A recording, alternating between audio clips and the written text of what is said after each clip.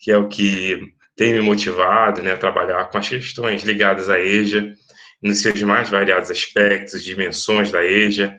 Então, e hoje, em particular, é uma live ainda especialíssima, uma pela data, né? Hoje é dia do professor, é o nosso dia, de todos que estão aqui, tenho certeza, que de alguma forma estão envolvidos com essa educação, direto ou indiretamente. Então, é um dia que muito torna ainda mais essa data especial.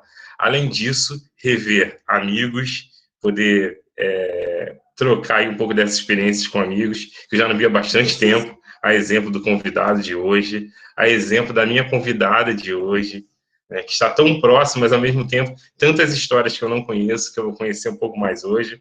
Então, eu quero agradecer aos amigos do Rio, de Moçambique, agora de Minas, que eu conheci, daqui do Ceará, enfim, a todos que, de alguma forma, tiraram aí o seu tempo, o seu rico tempo, para assistir esse momento tão rico, tão interessante e tão bonito.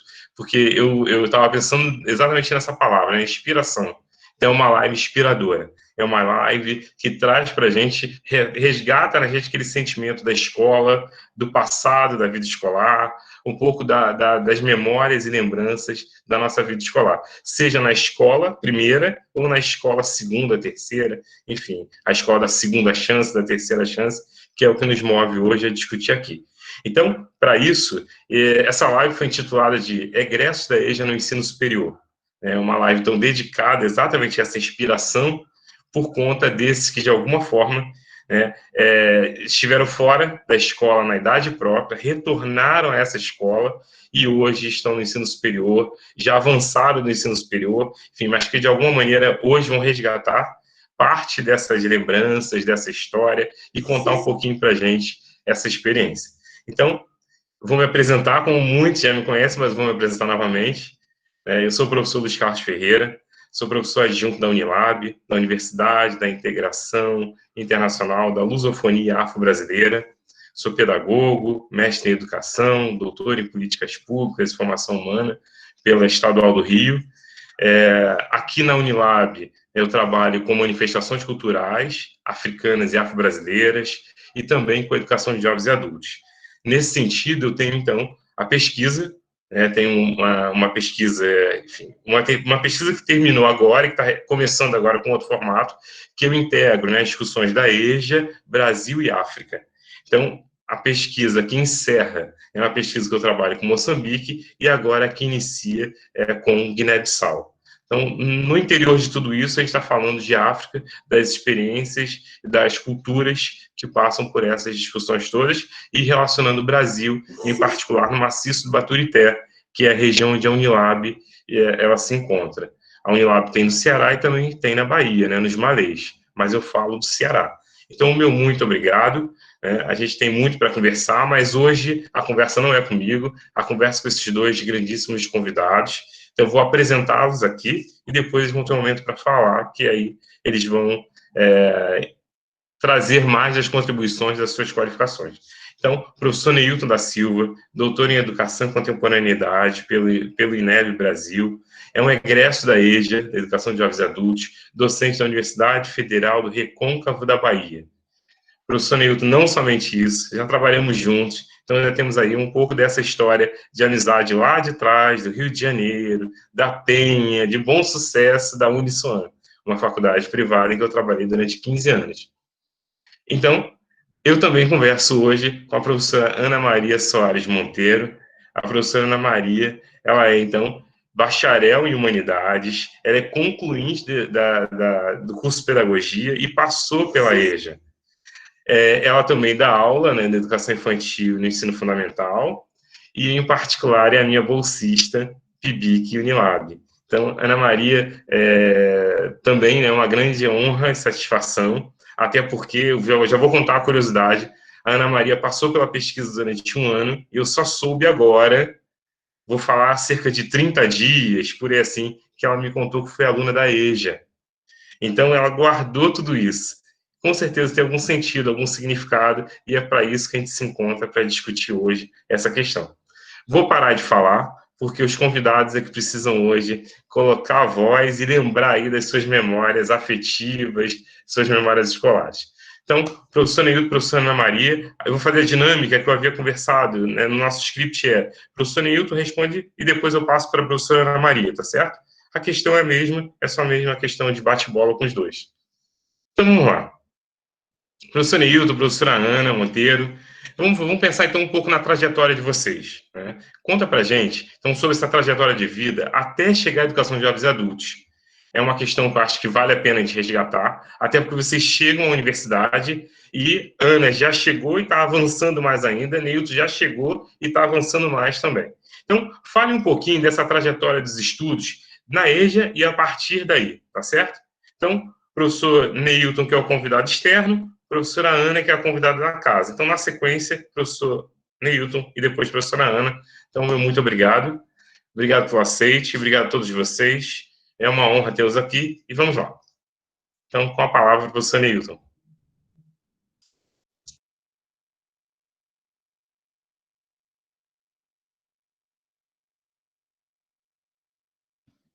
Teu microfone está fechado, teu microfone está fechado. Eu estou dizendo, já estou emocionado desde já, porque fazer resgate de memórias não é brincadeira. A gente retoma coisas que nos fizeram sofrer, que nos fizeram crescer, que nos fizeram dar a volta por cima, que nos tornaram mais fortes, mais resistentes, né? Enfim, inicialmente eu quero agradecer a oportunidade, dizer da minha satisfação em estar aqui.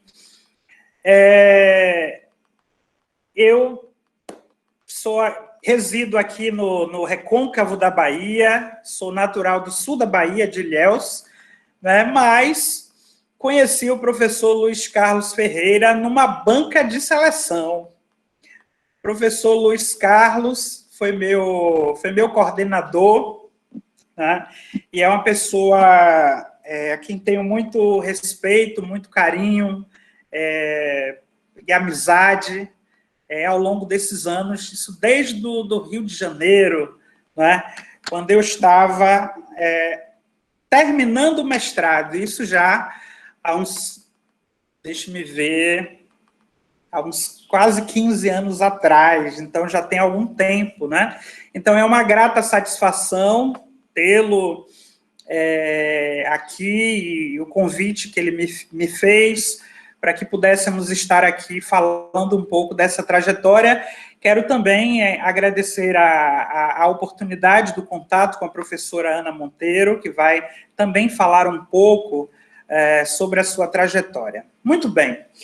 Neilton da Silva, este que vos fala, nasci e cresci até uma determinada parte que constitui o ciclo do desenvolvimento humano intitulado adolescência, né?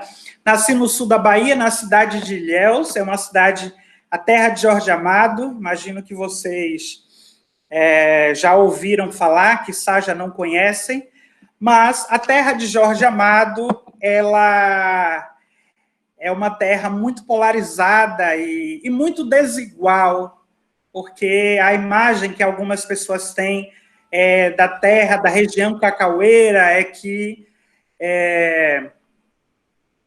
é um lugar promissor, etc., né? Então, mas eu queria demarcar aqui que, afora Ilhéus ser uma cidade muito bonita, é uma cidade também de desigualdades e exclusões, e é o lugar onde eu cresci, né? Eu estudei sempre na escola pública, lembro perfeitamente da primeira escola que eu estudei lá, não tive a oportunidade de fazer educação infantil. Posso dizer a vocês que o primeiro contato com as letras foi a partir do jornal Que Enrola Peixe. Eu acho que vocês já ouviram, já têm essa experiência, né, ou já ouviram falar. Era muito comum na feira a gente embalar peixe salgado com jornal. Então, foi o meu contato com a leitura, né? Com a leitura das imagens, etc., né? Então, como eu não tive a oportunidade de estudar na educação infantil, eu ingressei já no que nós chamávamos de primário, né? Então, estudei o primário inteiro, cursei o ginásio, fui uma criança trabalhadora.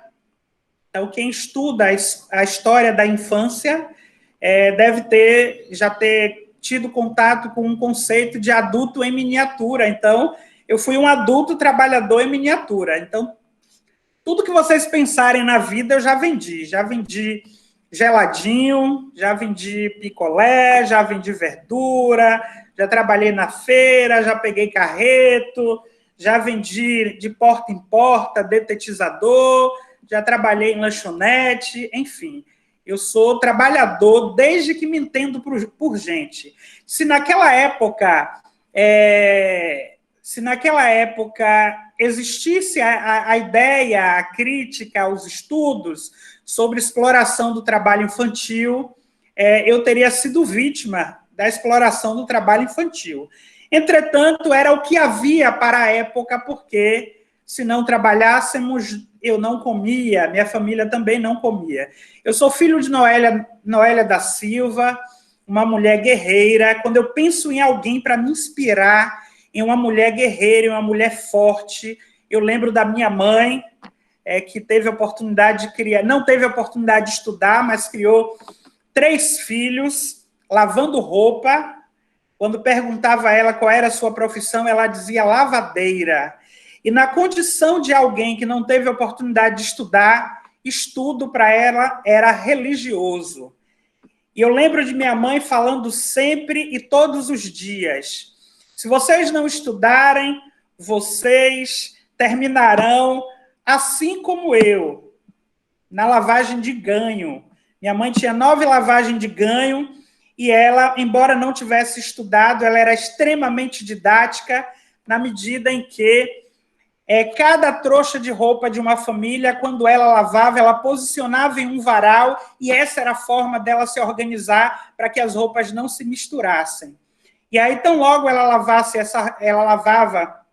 terminava a lavagem dessas roupas, ela passava, ela embrulhava e eu, mais uma vez, um outro trabalho, colocava a trouxa na cabeça e ia levar na casa das famílias, né? Só que, muitas vezes, a gente levava roupa, esperava trazer de volta o dinheiro daquela roupa da semana, mas, às vezes, não tinha dinheiro.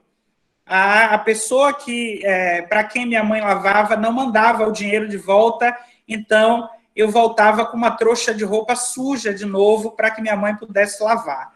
E isso nos trouxe muita mágoas por um lado, porque às vezes a gente procurava alguma coisa para comer e a gente não encontrava. Minha mãe ficava desesperada. Em algumas situações, ela procurava alguma coisa em casa e tinha que usar a criatividade, que era pegar um ovo, 2, bater claras em neve, depois misturar a gema, colocar farinha peneirada e aí fazer um omelete com cebola e ali todo mundo comia e dizia que almoçou, né?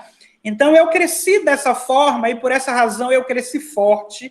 E minha mãe, por não ter tido a oportunidade de estudar, ela dizia, vá para a escola. Pudesse estar onde estivesse. Estava vendendo geladinho na praia, caminhava muito, sol a pino.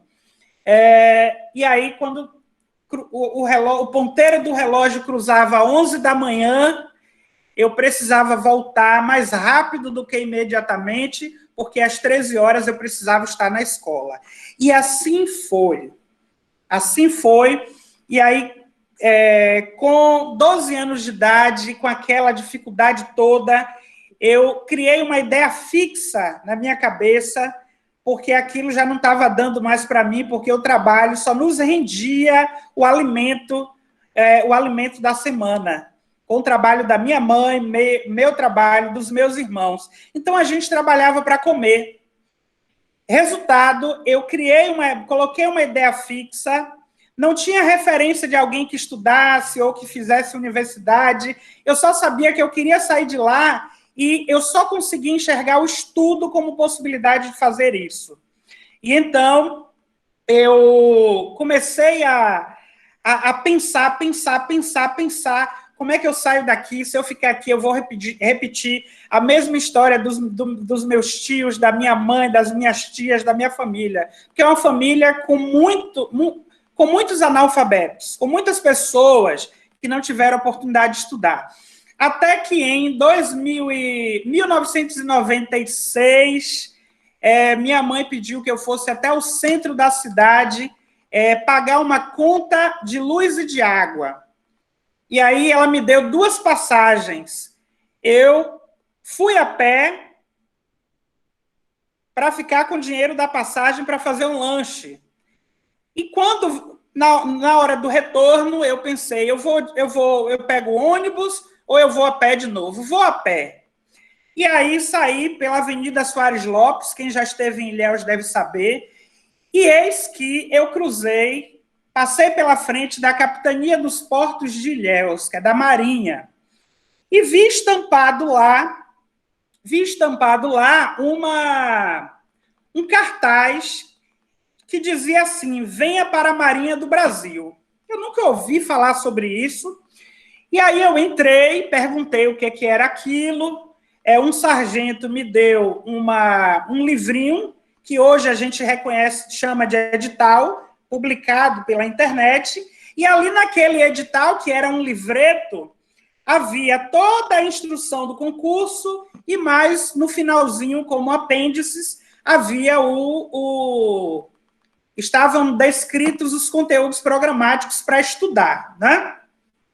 E assim eu estudei muito.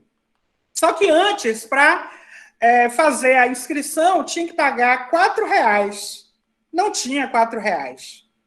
Só que como eu era uma criança e adolescente que ajudava muito os outros, os idosos, eis que um idoso, que já não está mais entre nós, pagou a minha inscrição.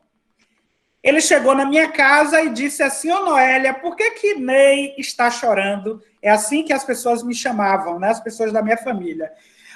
Ele está chorando porque ele apareceu agora com a ideia de concurso, eu não sei o que é isso, e ele botou na cabeça que ele quer fazer um concurso. Nessa época, eu estava no 1º grau, quase concluindo o 1º grau. E então, ele pagou a inscrição, eu fiz a inscrição e comecei a estudar sozinho, porque não tinha condições de fazer preparatório. Era um concurso extremamente difícil, e a única alternativa era estudar sozinho a partir dos livros da escola. E assim eu fiz. Chegou a época da seleção, para encurtar, sintetizar um pouco, eu fiz as provas, era prova de corrida, era prova de flexão, era prova de barra e era prova de natação. Porém, eu não sabia nadar. Como é que vai para a Marinha sem saber nadar?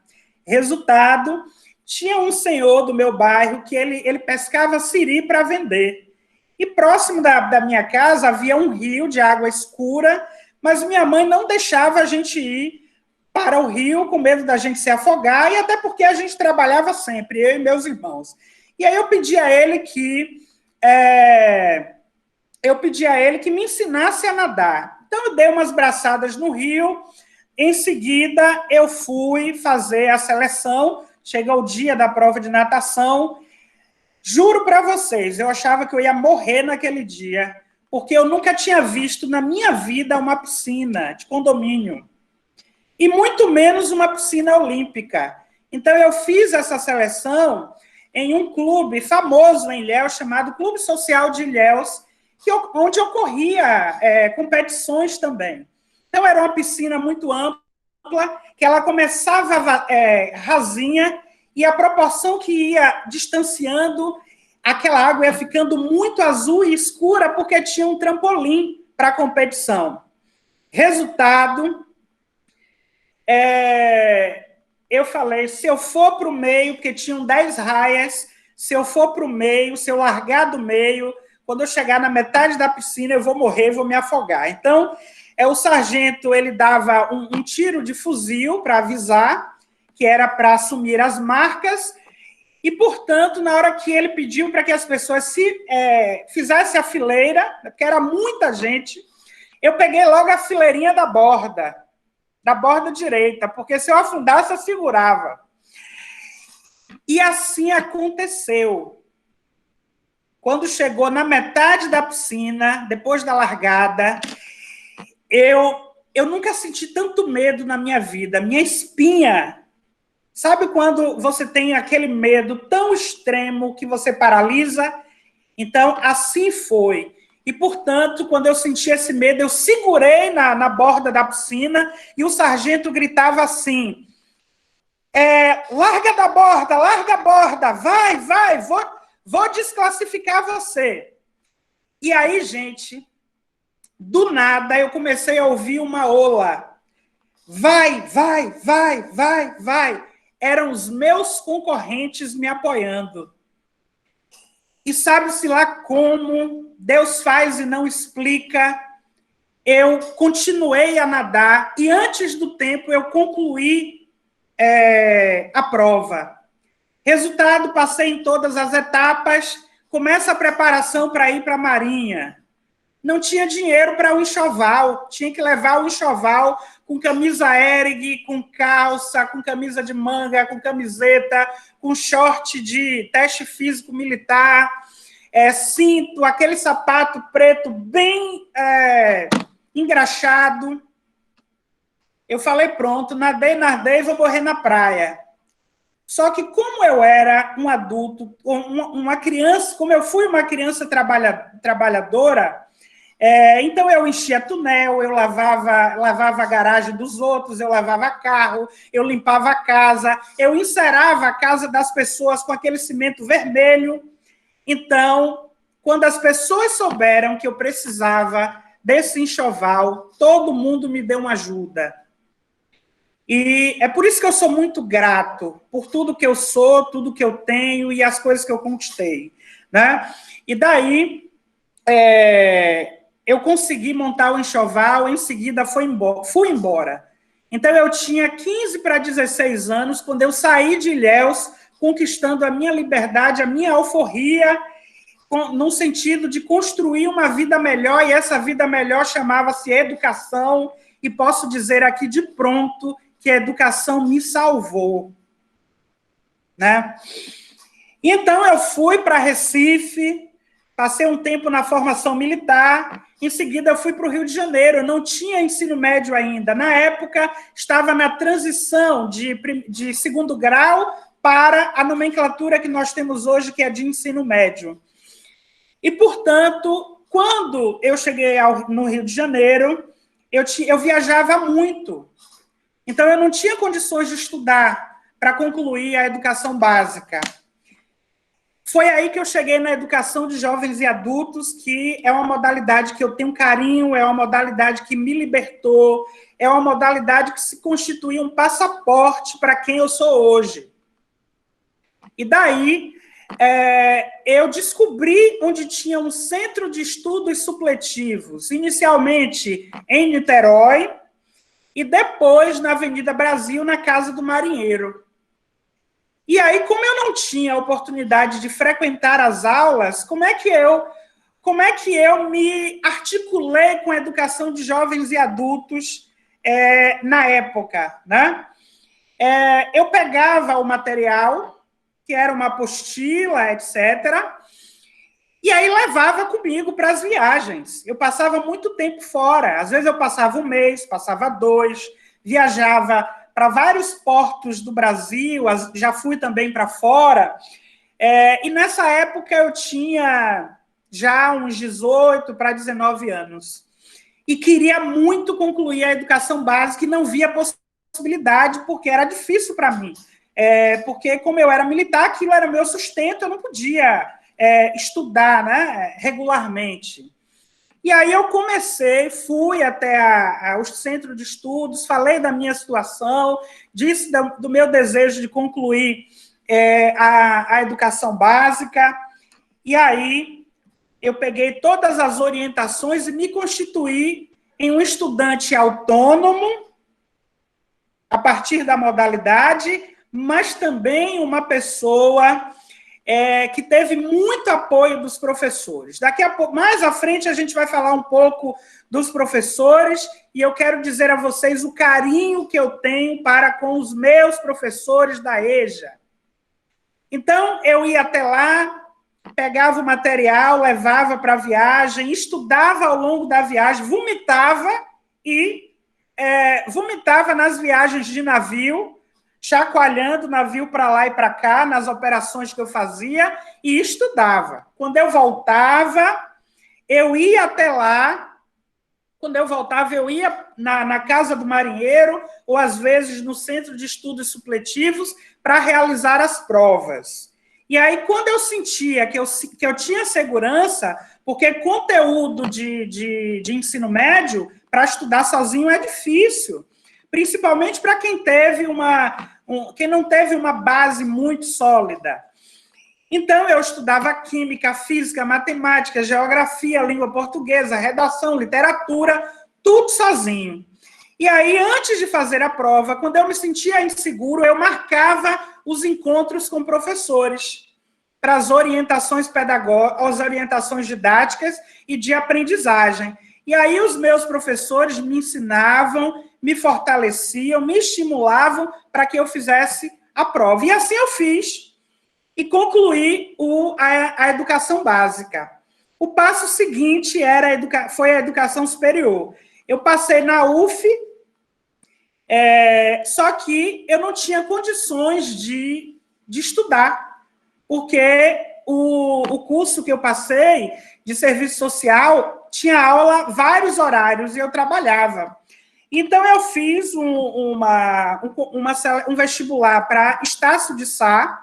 Estava abrindo um curso que eu queria compreender um pouco mais, que era pedagogia em espaços escolares e não escolares. E aí, eu fui aprovado no vestibular e ingressei nesse curso, me descobri na pedagogia, e hoje eu posso dizer com muita segurança que eu sou pedagogo e não desisto nunca, não é? Então, eu fiz o curso, cursei a licenciatura em pedagogia, me tornei pedagogo, depois fiz especialização, em seguida entrei no mestrado, e quando cheguei no mestrado, foi exatamente o momento em que eu conheci o professor Luiz Carlos, porque eu estava ali num dilema entre a filosofia militar e os estudos de Marx, de Weber, de Durkheim, de Jean-Jacques Rousseau, etc. Isso estava dando um conflito cognitivo, estava dando um conflito na minha cabeça, estudando a filosofia de Saviani, o choque teórico da politecnia, estudando Antônio Gramsci, a escola, a formação omnilateral, a escola unitária, e isso começou a fervilhar em mim, e aí eu botei na cabeça, mais uma vez, a ideia fixa, eu vou vazar, como diz os adolescentes hoje, vou vazar do militarismo. E naquela época em que eu era na área militar, eu passei a ser enfermeiro militar, houve uma época que eu fiz uma mobilização na carreira e me tornei enfermeiro, e trabalhei no Meier, no Hospital Naval Marcílio Dias. E aí eu era plantonista, trabalhava 24 horas, folgava 48, e comecei a ter dificuldade de frequentar o mestrado, e aí comecei a pensar, durante um ano, ininterruptamente, eu vou sair daqui, eu já era estabilizado. Bem, como eu já era estabilizado, eu tive que tomar uma das decisões mais importantes da minha vida, que era abandonar o emprego público federal nas Forças Armadas para ficar com a mão na frente e outra atrás e seguir o rumo, tentar a vida. E assim eu fiz. Tomei a decisão de pedir exoneração das Forças Armadas e eu já havia passado na seleção para sargento. Resultado, concluí o mestrado e como eu havia pedido exoneração, eu tive que botar o bloco na rua. Eu nunca tinha trabalhado formalmente na esfera privada, porque eu era servidor federal das Forças Armadas e era substituto da Federal do Rio de Janeiro. Eu fui professor da Escola de Comunicação. Então, eu tinha que começar a me aventurar na instituição privada, e eis que eu soube que havia um processo seletivo para a Uniswan, e aí eu me inscrevi e fui até lá fazer a seleção, e lá eu encontro o professor Luiz Carlos, que fez parte da banca de seleção. E aí eu ministrei uma aula sobre políticas de educação brasileira, e a partir daí eu fui contratado pela Uniswan, e os caminhos começaram a se abrir. Daí em diante não faltou mais trabalho. Era convite para a escola, era convite para outras universidades, e por aí vai. Nessa época eu era mestre, estava ainda estava trabalhando na Uniswan, depois eu pedi para sair da Uniswan, e é o momento que eu chego aqui no Recôncavo, que eu vou falar logo mais. Professor Ana Monteiro, me ajude aí, conte um pouco da sua história para a gente. Perfeito. Obrigado, professor Neilton. A live de hoje é a live inspiração, é a live amizade, é a live do amor, né? Literalmente, né? Do amor escolar, do amor à vida. Professora Ana Maria, agora o espetáculo também é seu, de história belíssima, que a gente tem certeza também que tem aí a sua trajetória. Fique à vontade. Tá. Olá, boa tarde a todos e todas. Inicialmente, eu quero cumprimentar o professor Neilton, parabéns pela sua linda história, e agradecer ao professor Luiz também pela oportunidade de estar nesse dia tão especial, contribuindo um pouco com as nossas trajetórias, né? Então, falar da minha trajetória de vida, da minha história de vida, requer inevitavelmente que eu inicie falando dos meus pais, né? Que foi primordial a decisão que eles tomaram lá atrás, porque a gente morava num sítio que só tinha uma escola e ofertava só até a 4ª série do ensino fundamental. Então, quando minha mãe se viu com a possibilidade de suas filhas não terem acesso à escola, ela imediatamente tomou a decisão de vir para a cidade, né? Mesmo sem nenhum recurso, e mesmo sem nenhum estudo, ela também compreendeu, ela já compreendia a importância da educação na vida dos filhos, e que só a educação poderia transformar.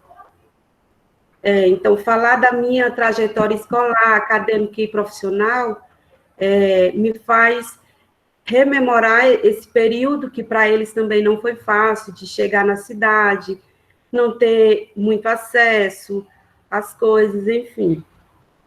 E eu iniciei meus estudos aqui já na cidade de Baturité, município de Baturité.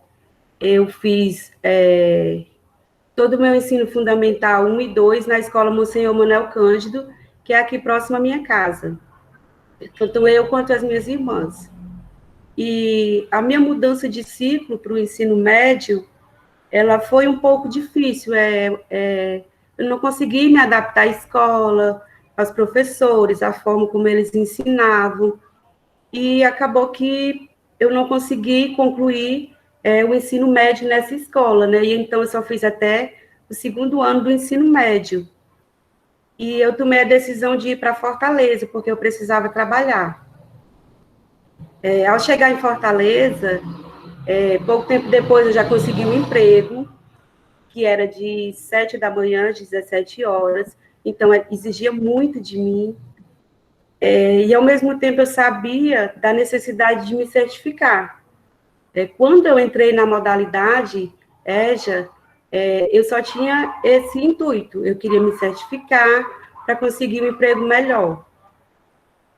E eu descobri que perto da minha casa tinha uma escola que ofertava o EJA noturno.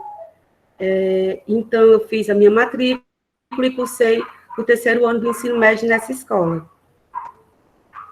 E depois que eu terminei, que eu concluí o ensino médio, eu parei de estudar por um tempo, aí foi um período que eu tive minha filha, e, de fato, eu não nutria nenhuma perspectiva com relação a voltar a estudar, né? Por muito tempo, eu não me achava capaz de retornar aos estudos, né? Porque eu tive um ensino médio muito conturbado, Então, quando eu pensava que eu ia concorrer com alunos da escola regular, isso me afastava um pouco, por exemplo, de tentar processos seletivos, e eu sempre recuava, e isso foi passando, até que um dia, por intermédio de amigos, eu descobri que estava havendo um processo seletivo no IFCE, Campus Baturité. E eu tomei a decisão de me inscrever, achando que não ia passar, né? E eu fui selecionada na primeira turma. Eu considero que a minha entrada no Instituto Federal foi um divisor de águas na minha vida, porque foi quando eu, de fato, comecei a me reconhecer capaz de ocupar esses espaços.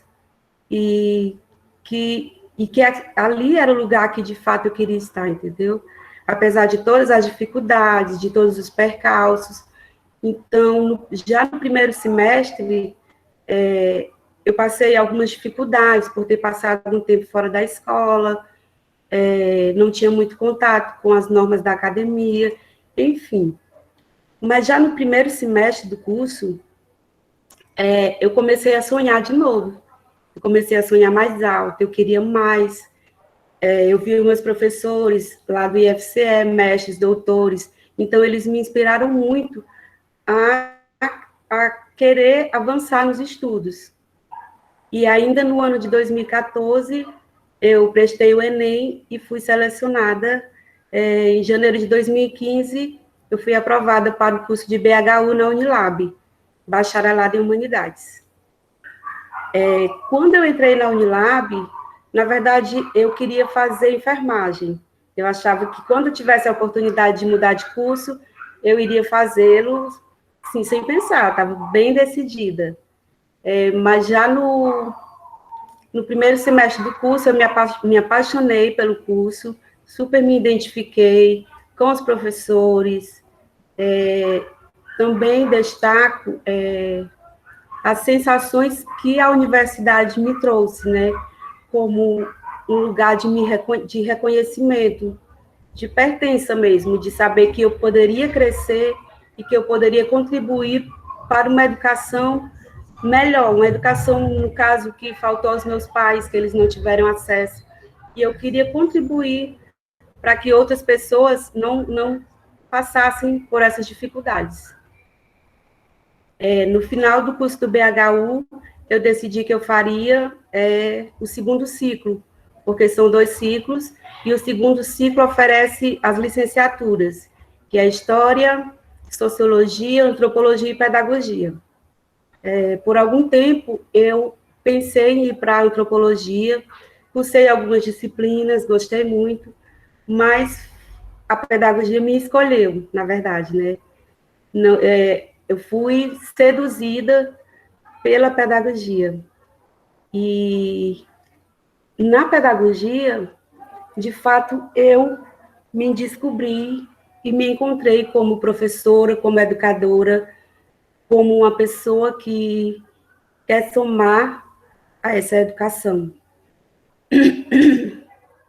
O curso de Pedagogia, ele me proporcionou muitas oportunidades. Eu fui bolsista PIBID, que é a Bolsa de Iniciação à Docência, onde eu pela primeira vez, eu tive a oportunidade de fato conhecer o chão da escola, a realidade, como funciona.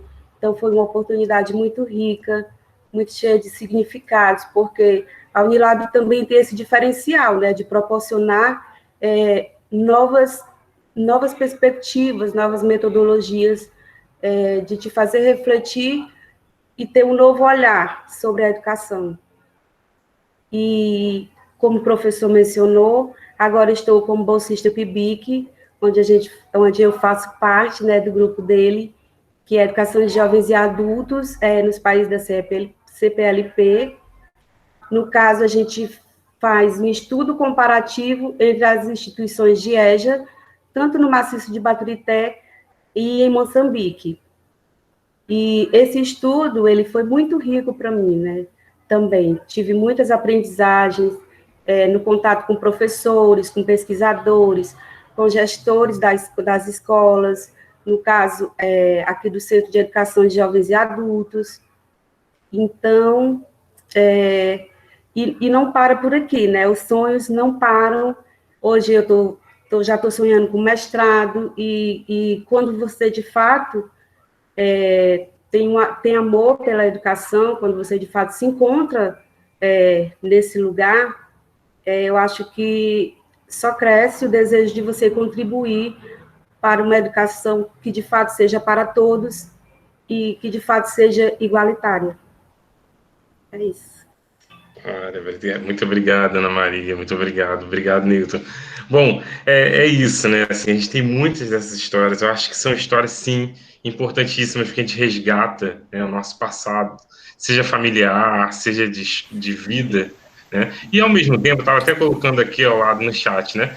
Parte das histórias, né? Enfim, das nossas histórias enquanto trabalhadores, elas também se encontram em vários momentos das falas de vocês, né? Então, de certa forma, é isso que a gente tanto precisa, né? Quer dizer, as falas de vocês também servem para que a gente encontre parte das nossas vidas aí nesse caminho. E melhor ainda é saber que essa educação, né, essa modalidade, ela conseguiu atraí-los ao ponto de fazê-los permanecer e dar uma bela continuidade. Enfim, transformar, né, vidas, as próprias vidas e a das pessoas que estão à volta de vocês. Assim, seguindo ainda um pouco dessa linha, né, teve a questão familiar que vocês falaram. Eu acho que a gente pode até passar um pouco mais, porque acho que pode avançar para o segundo e para o terceiro bloco, para dizer o seguinte: vamos chegar na escola, as famílias, né, eu acho que vale a pena vocês colocarem, né, de novo, a importância das famílias de vocês nesse processo, os sonhos de vocês e as perspectivas de vida, quando vocês, de fato, retornam à escola, seja pela vida militar, seja para poder, assim, sonhar, né, no retorno aos estudos. Mas eu queria agora pensar com vocês sobre essa inspiração. Houve essa inspiração passada na escola, porque, de alguma forma ou de outra, vocês passaram pela EJA, né, passaram por professores e se tornaram professores também. Existe alguma relação? Eu estou juntando a segunda com a terceira questão, tá? É um pouco da família, dos sonhos, mas pensando no que nos traz, inclusive, numa data importantíssima como a de hoje. Tem essa inspiração, ou passou essa inspiração em algum professor, em alguma questão que tem a ver com a escola? Vamos lá, Nilton, então?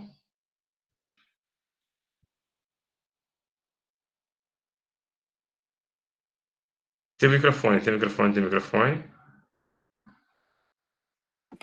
A minha história é um tanto complicada porque eu sempre gostei de estudar, isso é fato.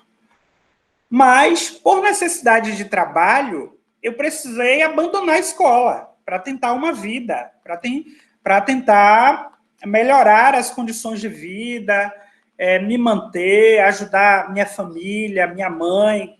Minha mãe dava um duro danado, trabalhava muito, de sol a sol, e aquilo me incomodava, e eu precisava criar uma estratégia para mudar de vida. Então, eu retornei à escola meio que sabendo o que eu queria, porque eu tive uma interrupção da escola por conta de um sonho, por conta... E posso dizer a vocês aqui que eu nunca pensei em ser militar. Ser militar, para mim, foi uma oportunidade de dar uma guinada na vida. Não é? E daí, quando eu fui para Recife, lá eu não pude estudar. Quando cheguei no Rio de Janeiro eu não pude estudar. Então, isso estava me incomodando. E eu não sabia como resolver essa situação. Eu não conhecia a modalidade. A modalidade é pouco divulgada.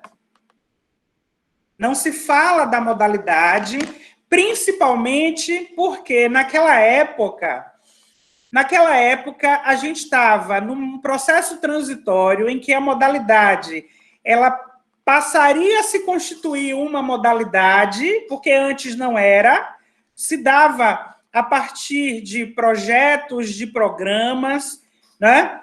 Então, era o Mobral, que depois foi substituído pela Fundação Educar, né? Foi extinto e a Fundação Educar, em 85, assume. Quem estudava ou no supletivo, ou na modalidade, ou em turmas, num projeto, era o projeto da EJA. Então, quem estudava no projeto, por conta do ranço do Mobral também, as pessoas tinham vergonha de dizer. Eu não falava que eu estudava, eu dizia, eu vou estudar. Eu não dizia que eu estudava na modalidade, na EJA. Eu não dizia, eu dizia, eu vou estudar. Sabe por quê? Era muito preconceito. Eu lembro que lá na minha localidade, quando se falava em Mobral, as pessoas criavam um pejorativo e as pessoas faziam algazarra, gritavam na rua, Mobral, entra burro, sai animal. Era assim que as pessoas se referiam a quem estudava no Mobral ou em qualquer projeto de EJA. Então, eu apenas dizia que eu ia estudar. E aí, chegando no Rio de Janeiro, quando eu cheguei lá, através de um colega, eu fiquei sabendo da existência do Centro de Estudos Supletivos. E aí eu fui lá para saber. Eu falei, será que é sério mesmo esse negócio, que eu posso me inscrever, eu posso estudar e concluir o meu 2º grau, né, que na época era assim? E aí eu cheguei lá, era verdade.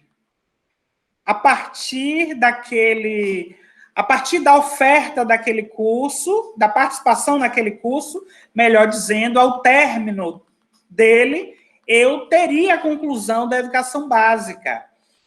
E então, eu ingressei, tinha muita dificuldade, não posso dizer a vocês, porque estudar algoritmos, fatorial, principalmente os conteúdos da matemática, da física e da química, para mim eram muito difíceis. Apesar de eu não ter dificuldade no processo de escolarização, o professor ele é fundamental para te ajudar a percorrer determinados caminhos, né? É como se nós nos reportássemos a Vygotsky e retomássemos o conceito de zona de desenvolvimento proximal. Você está ali no nível de desenvolvimento real. Para você chegar no nível de desenvolvimento potencial, você tem que percorrer o caminho. E é nesse caminho que o professor é importante. É nesse caminho que um colega mais experiente é importante para te ajudar, para tirar dúvidas, para trocar experiências, etc. Não é? E então, os professores da modalidade me recebiam, primeiro, com muito carinho. Depois,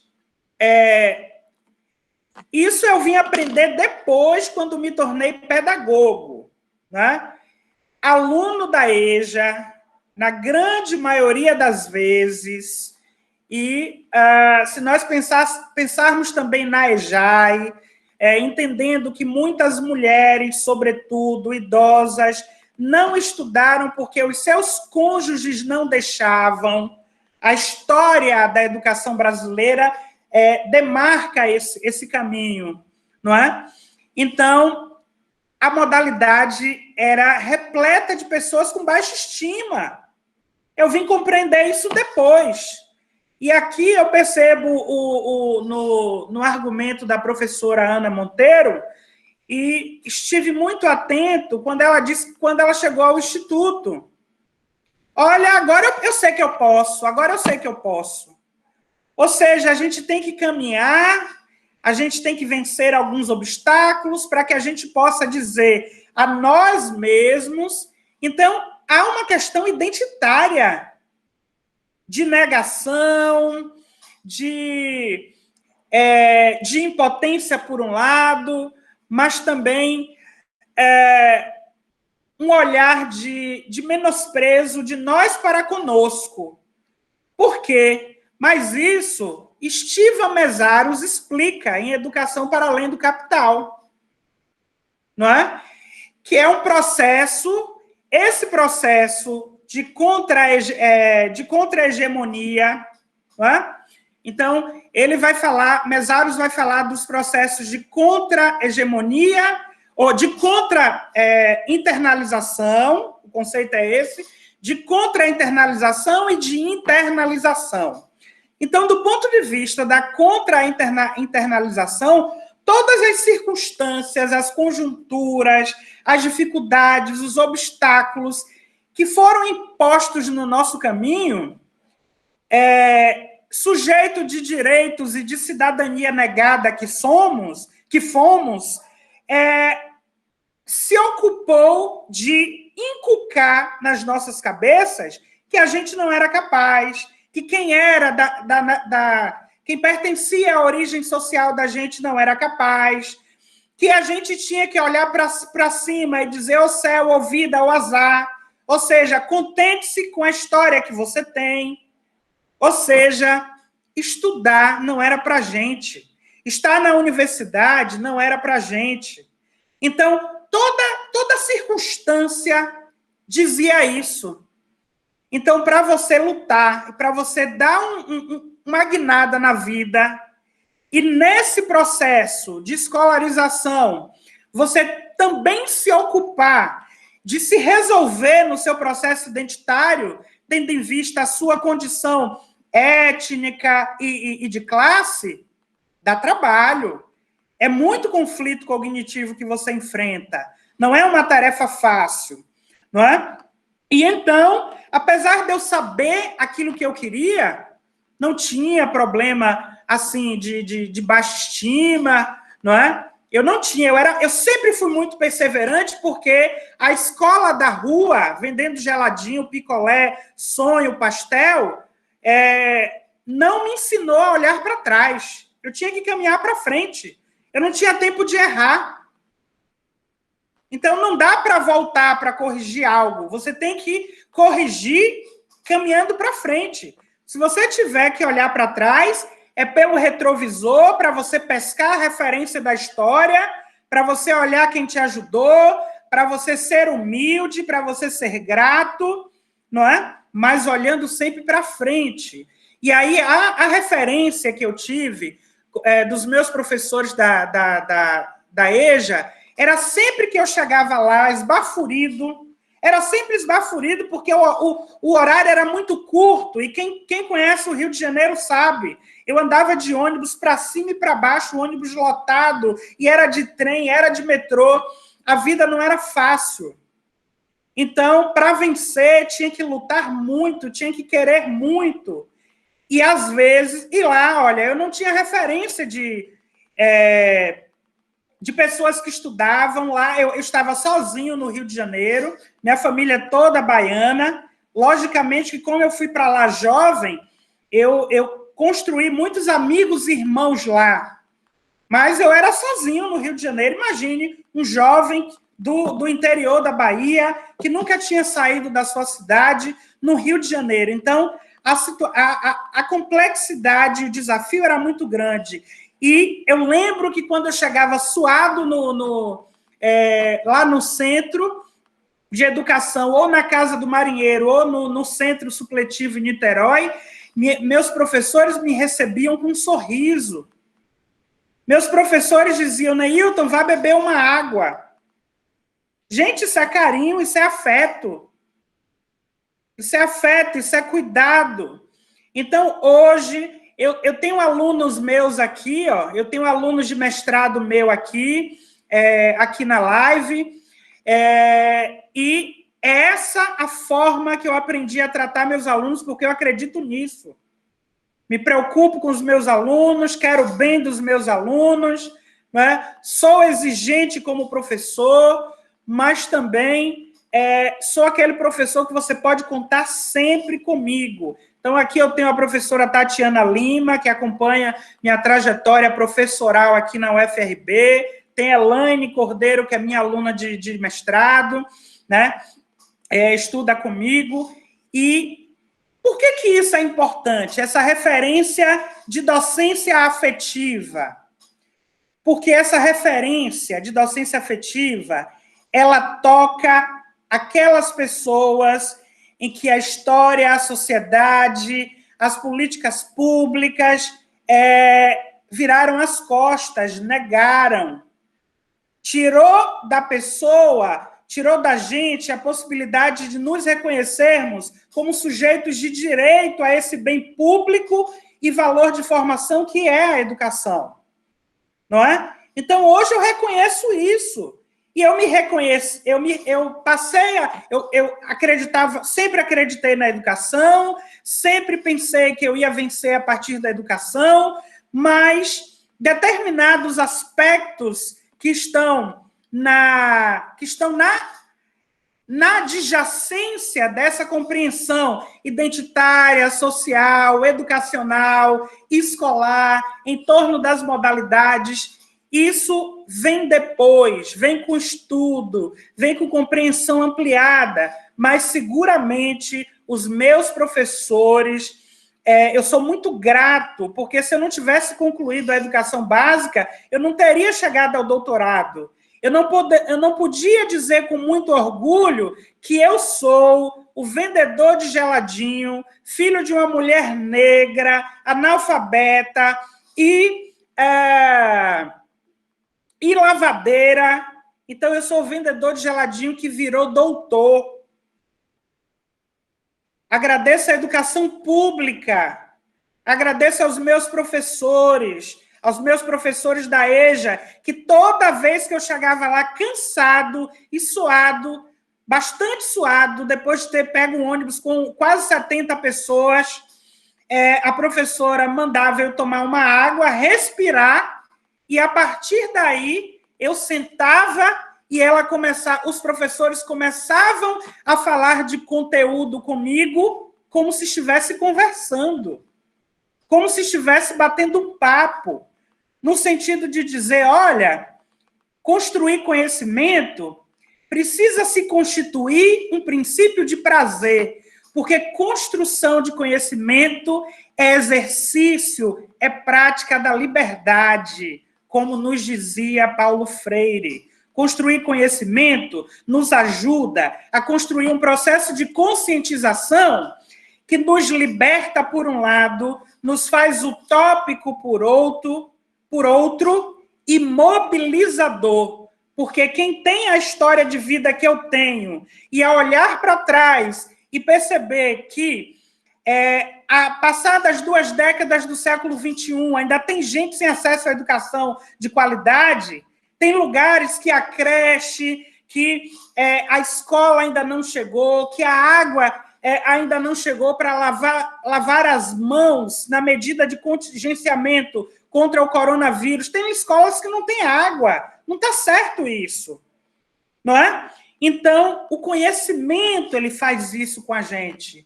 E, olhem, quem tem a história de vida que eu tenho, chegar até aqui, não chega sozinho.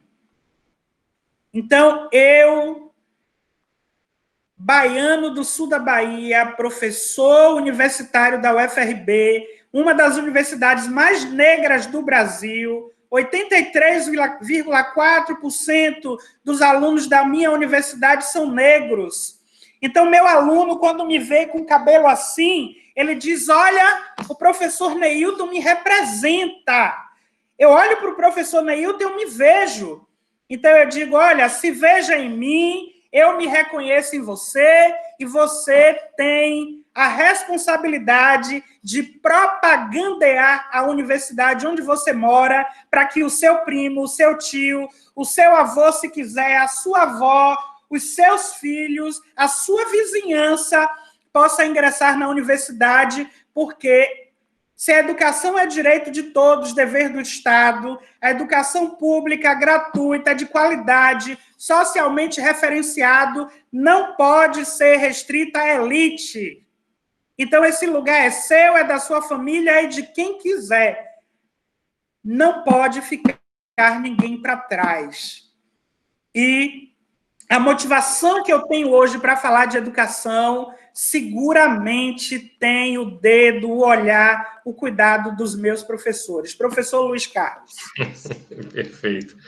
É muito bom, né? Quando a gente olha para o retrovisor, né, e pode fazer aí essa releitura do mundo, né, a partir das nossas próprias histórias, entendendo que essa educação escolar ela só fundamenta, né? Quer dizer, ela dá base para tudo isso, né? Quer dizer, de alguma maneira, a gente tem aí a família, mas tem a escola como uma mola propulsora.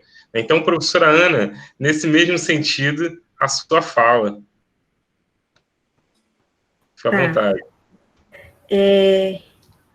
Quando a minha experiência na educação de jovens e adultos, ela, ela inicia num período muito difícil, complicado da minha vida, porque de fato é um período de transição, onde eu vou morar em outra cidade e sem conhecer ninguém, só eu e uma irmã. Então, eu também não conhecia nada sobre a modalidade e, de fato, assim como o professor Neilton falou, a gente inconscientemente, eu, no caso, internalizei alguns estereótipos da EJA, né, com relação à educação de jovens e adultos. E, de fato, eu reproduzia isso, e isso foi muito prejudicial para mim durante muito tempo, porque eu me privei de estar em determinados lugares que eram feitos para mim, como a universidade, por medo, por receio e por ter acreditado no que me diziam, né? Então, esse processo de desconstrução, ele só veio acontecer quando eu estava na Unilab, quando eu comecei a entender os processos educacionais, quando eu comecei a entender sobre a educação e sobre a modalidade, foi que, de fato, eu compreendi e pude revisitar essas lembranças de uma forma diferente, ressignificar essas aprendizagens na educação de jovens e adultos. E falando de professores que me inspiraram, a minha professora era uma professora Rosângela, no caso, ela lecionava todas as disciplinas, era mais um suporte mesmo que ela dava para os alunos, era somente uma turma que tinha nessa escola, e quando eu revisito esse momento tão importante na minha vida, que também me trouxe até onde eu estou hoje, e me vai levar a outros lugares, eu consigo ver uma pessoa, uma educadora muito dedicada e comprometida com a educação. De fato, quando eu chegava na escola, eu tinha um dia exaustivo de trabalho, muitas vezes eu pensava, ou eu descanso, ou eu vou para a aula, eu ficava nesse dilema todos os dias. E, ao final, eu optava por ir para a escola e chegava super cansada, desmotivada, sobrecarregada, com problemas pessoais, e eu percebia que, de fato, ela via cada aluno como cada um, sabe? Ela não tratava a turma de uma maneira igual, ela queria saber o que estava acontecendo, por que não pôde fazer atividade, por que você não veio à aula ontem. Então, esse cuidado foi sempre muito presente enquanto eu cursei a educação de jovens e adultos. Eu lembro que ela dizia muitas palavras motivadoras, como não desista, vai frente, e isso foi determinante para que eu concluísse o curso. Obrigado, Ana Maria, muito obrigado. O que a gente percebe, né, e aí fica muito evidente para todos nós, é que essa história, né, de vida que passa pela EJA, ela, em algum momento, ela é silenciada. Eu tenho percebido isso, e, em particular, ontem, né, numa das chamadas que eu fiz aí, fazendo nosso comercial, eu fui procurado por alguns professores, né, professores e amigos, foram 2 professores e um amigo, que me colocaram isso: olha, eu fui da EJA, olha, eu estudei na educação de jovens e adultos. De alguma maneira, isso pouco aparece, quase não, ou em alguns momentos não aparece, né? E o professor, né, ao tornar-se professor, e em particular na educação de jovens e adultos, a gente também, né, e em particular eu ouvi isso numa das lives que quem já me acompanha já ouviu essa história, que me marcou muito saber que o professor da EJA, ele passa por esse processo de estigma, de estereótipos, né, criados aí por conta da educação de jovens e adultos e desse lugar em que as próprias políticas ainda inferiorizam e a tornam uma subpolítica. E aí, a minha ideia com vocês é perguntar um pouco sobre essa questão, né, dessa relação entre um ex-estudante da EJA e agora um formador de professores. Como isso, em que momento isso gera para vocês mais ainda, mobiliza mais ainda para que esses professores que trabalham com vocês, né, que passam por vocês, eles sejam contagiados por essa educação humana, né, um pouco dessa relação autônoma, humanística, que Paulo Freire também nos ensina. Como isso fica aí nessa relação de vocês, né, como egressos, e agora formadores de professores? Professor Neilton? Ok. Bem, em 2008, 2009, eu recebi um convite para vir para a Bahia, para voltar para a Bahia. Eu saí da Bahia adolescente, aos 15 anos de idade, e voltei depois com quase 30. E aí comecei a trabalhar numa faculdade aqui próxima, aqui no Recôncavo, né? Próxima de onde eu trabalho hoje, e trabalhava com educação de jovens e adultos, né? Com políticas educacionais, com educação de jovens e adultos, era professor de estágio na modalidade, na licenciatura em pedagogia, até que surgiu um concurso para a Universidade Federal do Recôncavo da Bahia. Então, aqui, eu ingressei a partir da modalidade. Abri um concurso para a modalidade. Então, eu já sabia que, ao fazer aquele concurso, eu seria um professor, um formador de professores para a modalidade. Não é? E eu lembro que aquilo, enquanto eu me preparava para o concurso, aquilo mexia muito na minha cabeça, porque eu, preparando a minha aula, a minha prova didática, eu ficava pensando no meu lugar de aluno e o que pensar fazer para mediar a formação de futuros professores que trabalhariam na modalidade. Era um desafio muito grande, porque isso supõe você dar um outro salto. E é um salto epistemológico, porque uma coisa é você olhar a modalidade na sua condição de aluno, da modalidade que você foi. A outra coisa é você olhar a modalidade na condição de professor, formador de professores. Esse lugar social é diferente, né?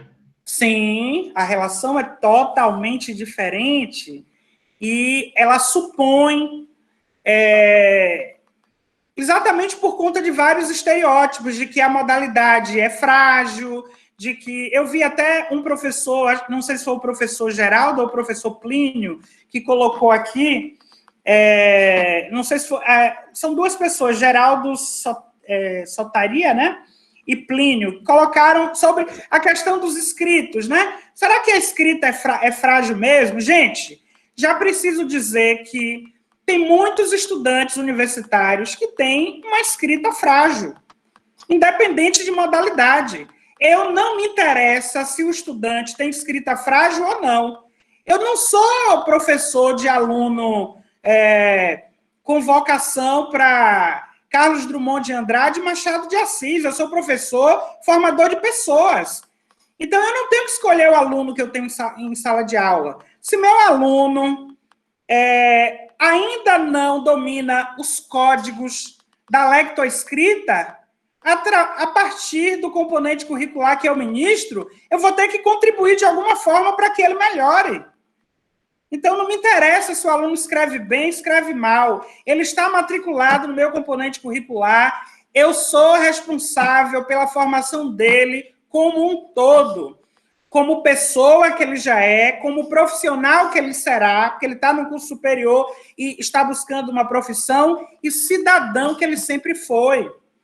Então, eu preciso pensar na formação integral desse meu estudante, né? Então, eu acho que uma das questões que me mobilizam hoje olha uma coisa que eu faço que é muito curioso. Eu trabalhei na Uniswan e na UFRJ em horários diversos, e às vezes eu ministrava aula pela manhã. Os meus alunos da UFRJ, que estudavam pela manhã, a maioria eram filhos de pessoas com condições. Meus alunos do noturno da SUAN eram alunos trabalhadores. Os alunos que eu tenho aqui na Federal do Recôncavo da Bahia são trabalhadores também. Chegam cansados, vêm direto do trabalho. Chegam atrasados, 15, 20 minutos. E aí uma coisa que eu aprendi, que eu faço até hoje, e quem me ensinou isso foi a modalidade. E, logicamente, os professores, né, as marcas dos professores, porque quem forma toca a vida de alguém. Né? Então, minha professora, ela me dava água quando eu chegava lá cansado e suado, antes de começar a aula. Então, hoje, se meu aluno chega do trabalho, gente, isso é fisiológico. A pessoa entra em sala de aula, se ela está cansada e ela procurando uma cadeira, uma carteira na sala de aula, e ela se senta, é natural que o organismo dela queira relaxar. E, às vezes, quando a gente fala de aluno trabalhador, aluno de licenciatura, aluno do noturno, naquele momento que ele descansa para começar a tomar pé da aula, ele cochila e dorme 15 minutos. E aí, quando meus alunos... Olha o que é que eu faço hoje. Quando meus alunos querem acordar o colega que chegou do trabalho, que, na tentativa de se sentar para se inteirar da aula, ele cochila 10, 15 minutos, quando eu percebo e um colega dele vai tentar acordar ele, eu digo, não, deixa ele dormir. Sabe por quê? Porque para quem tem uma jornada diária cansativa, e eu sei bem o que é isso, e eu sei bem o que é isso porque eu não me recordo, na minha existência, durante toda a minha existência, eu não me recordo de ter sido só um estudante. Quando eu olho para a minha trajetória inteira, eu só consigo me perceber um estudante trabalhador, porque eu trabalho desde 6 anos de idade. Eu sempre fui estudante trabalhador. Então, se meu aluno chega em sala de aula, num curso de formação de professores, e se ele descansa ali 15 minutos, quando ele acorda com 2 sentimentos. Entre interessado e constrangido. Porque ele deve perceber, o professor Neilton percebeu que eu dormi, que eu cochilei na aula dele. E aí, no final, eu converso com ele e faço isso, o que a professora Ana Monteiro disse. Olha, é difícil, mas quem faz parte... Gaudêncio Frigoto, da fração da classe trabalhadora, não consegue vencer sem ultrapassar barreiras, sem ser resiliente, sem perseverar. Então, às vezes, a tristeza, a ansiedade, o desejo de desistir bate. E eu converso com meus alunos o tempo todo. Eu converso com meus alunos o tempo todo. Outro dia, um tempo desse aí, um aluno meu, com 26 anos de idade, engravidou a namorada e ia desistir do curso superior, porque tinha que trabalhar e ele era bolsista. Bolsista do PIBEX. Aí eu disse, não. Olha, não está fácil para ninguém. Se você desistir do seu sonho, da sua profissão, vai ficar pior ainda. Então, mais um motivo para você ficar, para você conquistar uma profissão, para você ser um exemplo para a sua família, para você conseguir um emprego melhor, para você melhorar de vida. O estudo é importante. Então, fica. E aí ficou e terminou. Tá? Nenhum sofrimento dura para sempre. Quando meu aluno vem com sessão lamúria, para mim, eu digo, pode parar. Você é um vencedor. Levante a cabeça, respire, pense, porque você tem telencéfalo desenvolvido e polegar opositor. Ilha das Flores. Você vai dar a volta por cima, depois você vai olhar para trás e vai dizer, olha, tudo que eu passei para chegar até aqui, né, me tornou uma pessoa mais forte. Hoje, eu tenho casa, eu tenho carro, e eu andava a pé. Gente, eu tenho que agradecer por tudo que eu conquistei. Outro dia eu cheguei com o meu carro na universidade, aí um aluno meu, um grupo de alunos, né? Porque lá aqui na universidade é assim, você chega, os alunos esperam você no corredor e eles vão para a sala de aula junto com você. Aqui é assim. Aí, quando eu desci do meu carro estava novo, eu tinha acabado de comprar, limpo. Aí os alunos disseram assim, professor, aí é mole com um carrão desse. Aí eu cantei uma música de Cidade Negra para eles. Aí subi as escadas do pavilhão de aulas, cantando assim, você não sabe o quanto caminhei para chegar até aqui. Ou seja, às vezes a pessoa olha para você e acha que sua vida foi fácil. No centro que eu estou num centro da universidade que a maioria dos docentes são brancos e de classes abastadas. A maioria dos meus colegas aqui são de São Paulo, são do Sul, são do Rio de Janeiro, são de outros lugares, são de famílias de posse, muitos que só estudaram. Então, eu conto, professor negro, não na universidade, tem muito professor negro na universidade, mas a universidade aqui tem 7 unidades orgânicas, tem 7 centros de ensino. Então, onde eu trabalho, é contado a dedo. Então, meus alunos me veem como referência. Então, eu tenho responsabilidade com a formação dos meus estudantes. Se eu percebo que um aluno meu está triste, eu tenho, mesmo que ele não esteja estudando comigo naquele semestre, mas se eu tomei conhecimento, eu chamo na minha sala para conversar. Então, aluno meu não evade fácil aqui, não. Aqui, aluno meu, a professora Tatiana sabe aqui, não é fácil evadir aqui, não, porque se eu souber, eu ganho para a evasão. Você se dá trabalho para ele evadir também, né? Exatamente. Então, essa minha... ter sido ex-estudante me coloca no lugar, me faz pensar de uma outra forma. E a professora Tatiana colocou uma questão aqui, eu acho que foi a professora Tatiana colocou aqui uma questão importante que a gente precisa pensar. Em relação às licenciaturas específicas, a educação de jovens adultos e idosos é negligenciada nas licenciaturas de áreas específicas. Então, nós temos experiências no Brasil em que a modalidade está presente nos currículos, mas nós temos várias universidades que não trabalham. Eu sei que nos cursos de pedagogia tem o componente curricular, às vezes tem até estágio, mas as licenciaturas de áreas específicas, essa discussão ainda é muito rasa, a modalidade ainda não encontrou lugar cativo no currículo.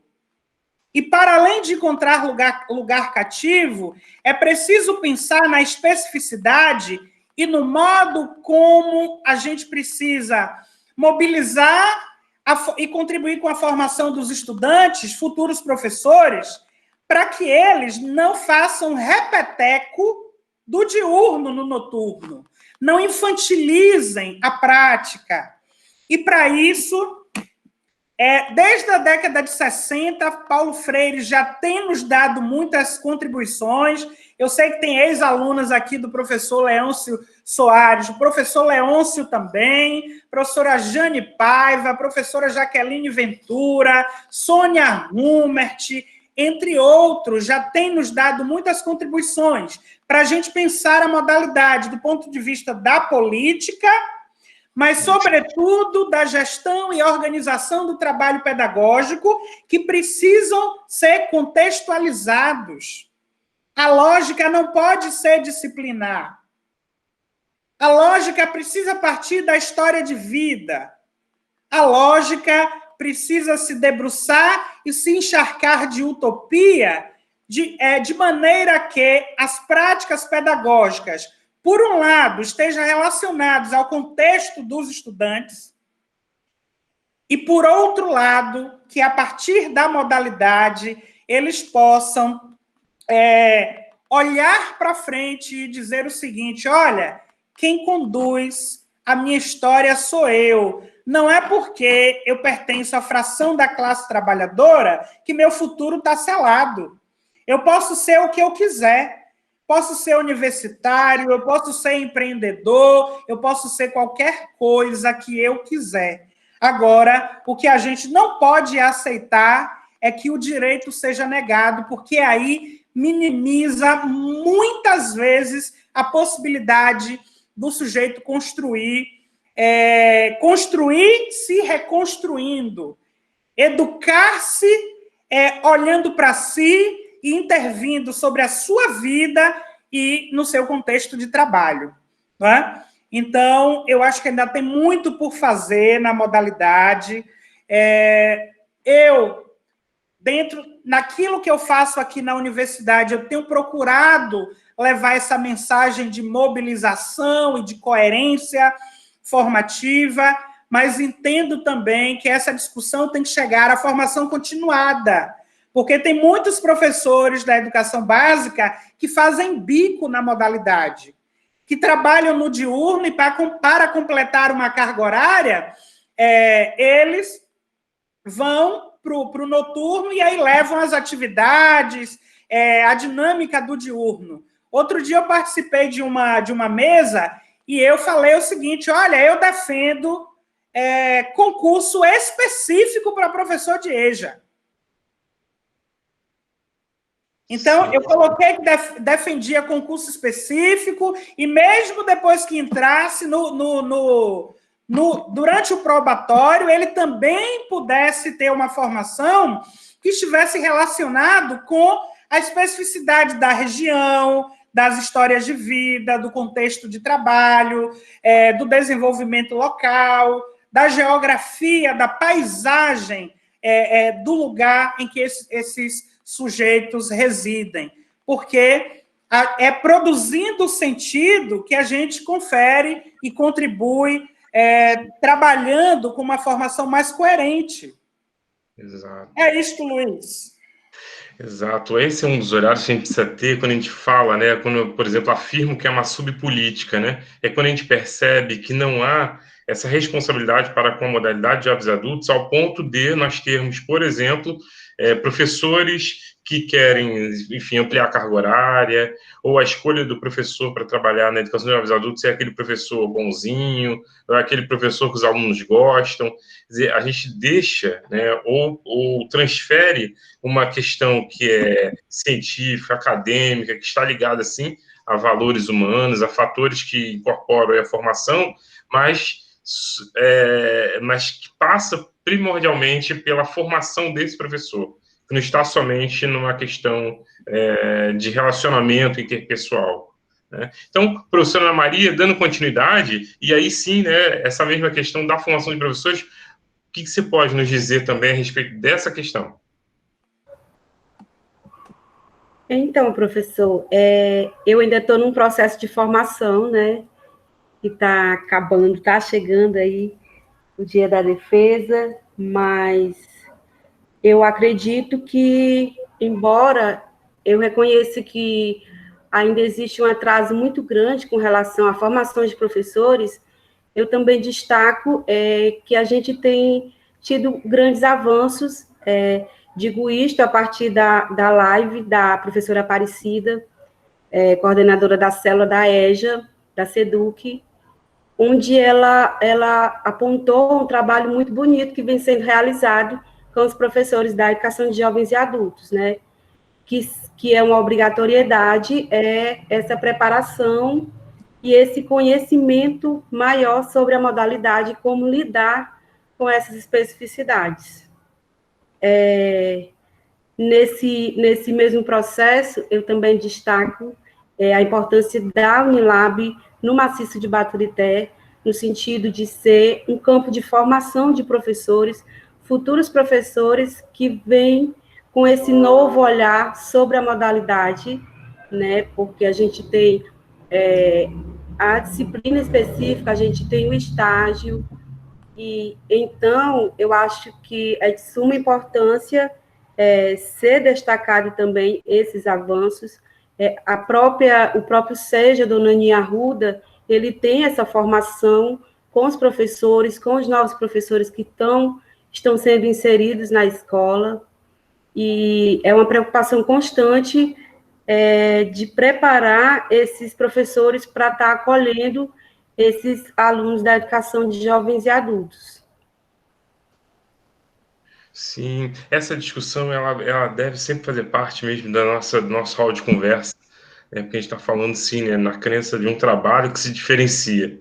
Né, que se diferencia, a gente está falando de uma formação específica, de uma formação continuada, como o professor Neilton bem lembrou, mas que passa, sim, por esse aspecto, e aí a palavra-chave é a formação mesmo. Diferente do que a gente ainda se depara. Né? Então, o que o professor Neilton colocou a respeito do concurso público para a EJA é um dos passos que a gente precisa dar para que esse avanço, de fato, ele se concretize. Porque não dá para reproduzir a escola da criança, né, professor Neilton, professora Ana? E a gente ainda se depara com essas realidades, a gente ainda se depara com a carga horária, né, menor, e aí sim coloca lá o professor que precisa, e a gente dá o caráter acadêmico, o caráter cognitivo, isso vai ficando de lado. Né? A gente sabe que essas marcas ficam sim, né, e elas deixam marcas profundas na formação de qualquer cidadão. Agora, chegamos então meio que no último bloco, e eu vou colocar aqui a pergunta do professor Geraldo, porque eu sei que em Moçambique já está bem tarde, e ele está fazendo um esforço tamanho de estar conosco, e ele fez uma pergunta. A pergunta foi a seguinte, foi sobre o incentivo aos estudantes da EJA. A partir de 26, deixa eu ver se é... Ah, sim. Professor Neilton, aí você falou que a sua entrada na EJA foi que como uma tábua de salvação. Nesse sentido, olhando para o rumo da EJA aí no Brasil, hoje você seria capaz de aconselhar alguém a optar pela EJA? Queria ouvir um pouco a sua fala sobre isso. Eu acho que vai também na mesma direção para a professora Ana Maria. Né? Eu acho que a gente está falando aí meio que para finalizar, né? O que vocês deixam de mensagem? Porque o intuito dessa live é, de fato, resgatar aqueles que passaram pela EJA, mas aqueles também que estão.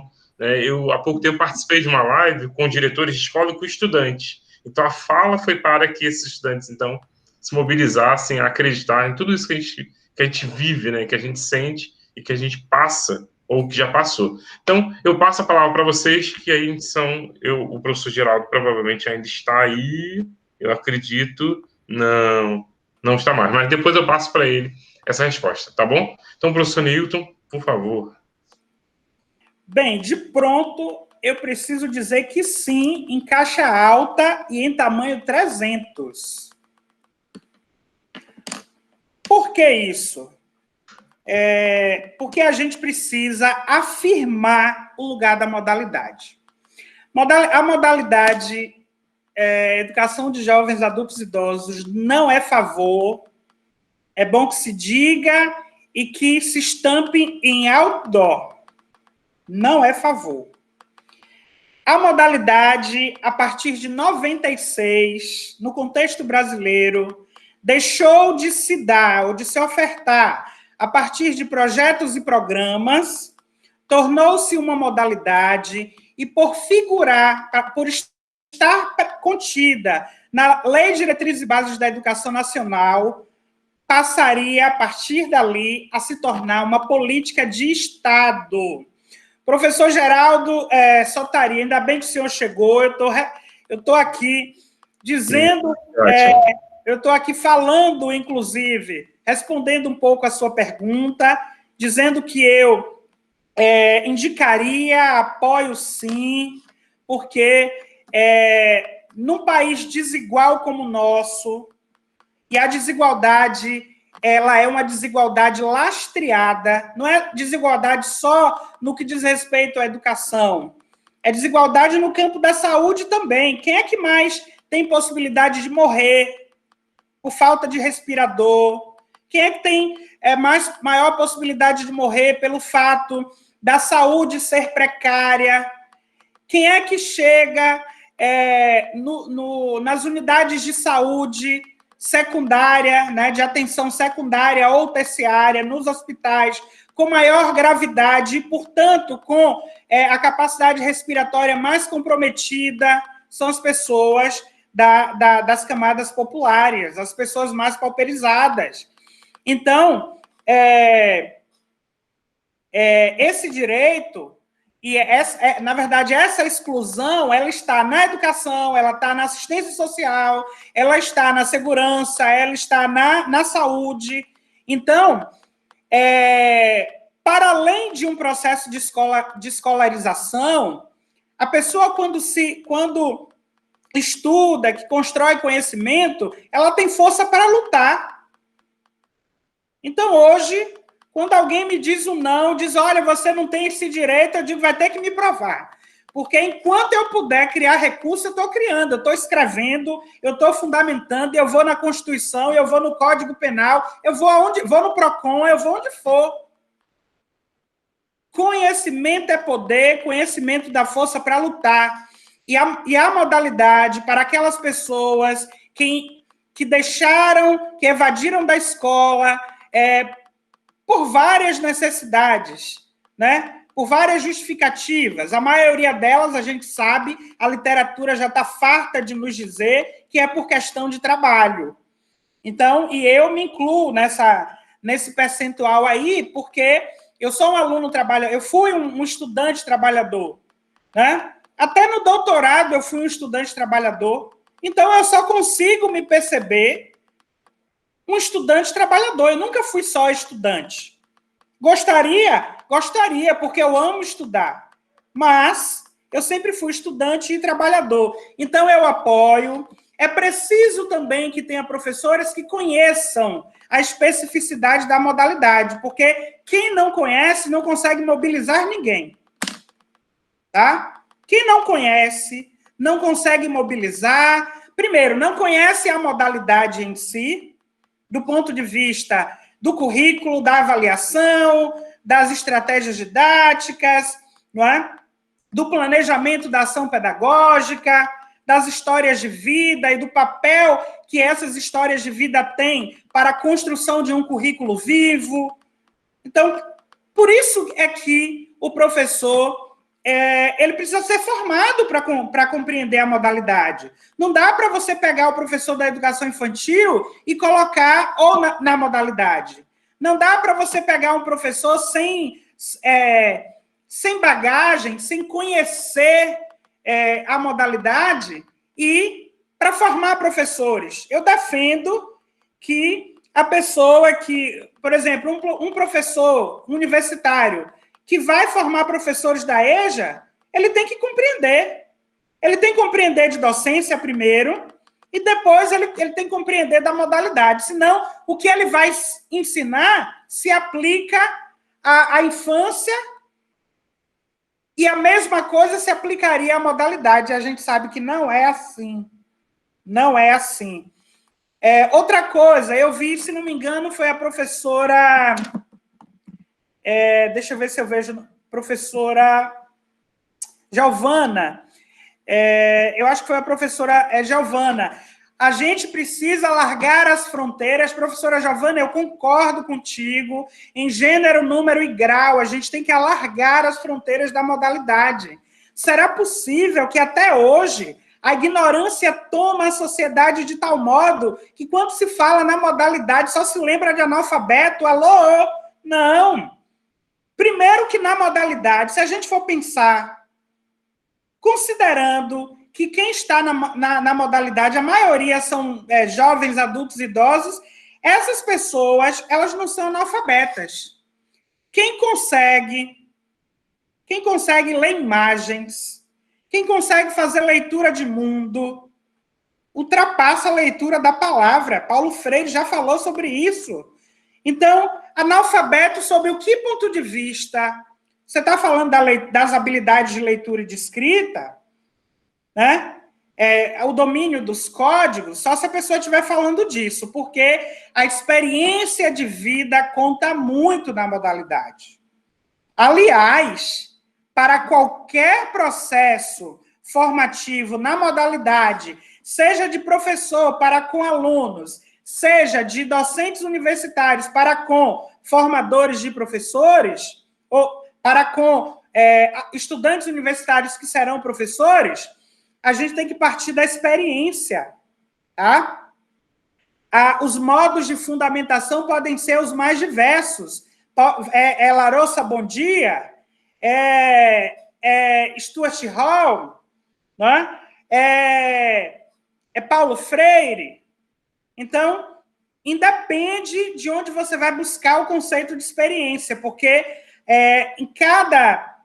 para cada concepção, o conceito de experiência vai mudar. Inclusive para Kolbe, a noção de aprendizagem experiencial.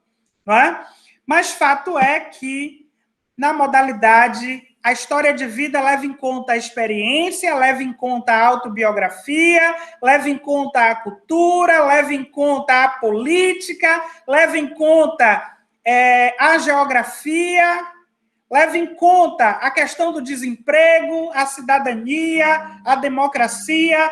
É disso que a gente tem que falar.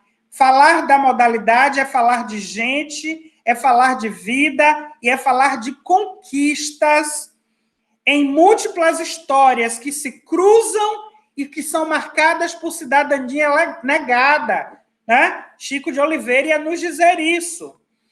Então, a gente precisa ampliar essa questão. E eu defendo, sim, que aquele estudante que não sabe o que fazer, parou. Eu tenho uma história, não sei se dá tempo para contar, mas eu tenho uma história que me marcou tanto na modalidade. Não sei se eu posso fazer isso rapidinho. A história de Seu Francisco. Pode sim, está liberado. Eu conheci Seu Francisco numa turma da modalidade, porque eu sou professor de estágio, meus alunos de estágio em EJA, vão até as escolas, e aí lá nós temos jovens, adultos, idosos, e eis que eu conheci Seu Francisco. Então, Seu Francisco, por que ele estava na modalidade depois de ter estudado, depois de ter largado a escola há mais de 30 anos? Olha por que Seu Francisco estava lá. O Código de Trânsito Brasileiro, ele é de 1997. E Seu Francisco, ele tinha carteira B. O sonho de Seu Francisco era dirigir caminhão.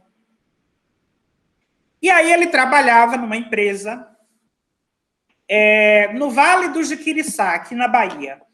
Então, ele trabalhava numa empresa, só que ele dirigia carro pequeno, como ele chamava. Só que estava para surgir uma oportunidade para ele, porque um motorista de caminhão da empresa ia se aposentar. E aí, Seu Francisco tomou pé da situação e descobriu que tirar uma carteira D e E é mais complexo. Tinha que estudar, tinha que fazer prova. E Seu Francisco estudou. Quando ele tirou carteira B, ele não tinha... a exigência não era a mesma de hoje. E aí ele estava na modalidade porque ele queria ser professor, ele queria ser motorista de caminhão. Motorista de caminhão tem controle remoto, tem computador de bordo, aqueles caminhões grandes. E aí ele precisava fazer a prova porque ele recebeu o convite que tão logo o colega dele se aposentasse, ele iria assumir aquele lugar, e era o sonho dele. Gente, como é que a gente não estimula, não acolhe, não fortalece, não diz, não, o senhor vai conseguir, seu Francisco, que nada. Então, o senhor já conseguiu essa vaga. E ele estava ali para aprender, para tirar a carteira dele, e assim ele fez.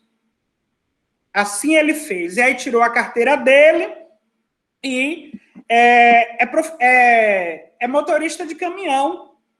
Era o que ele quis.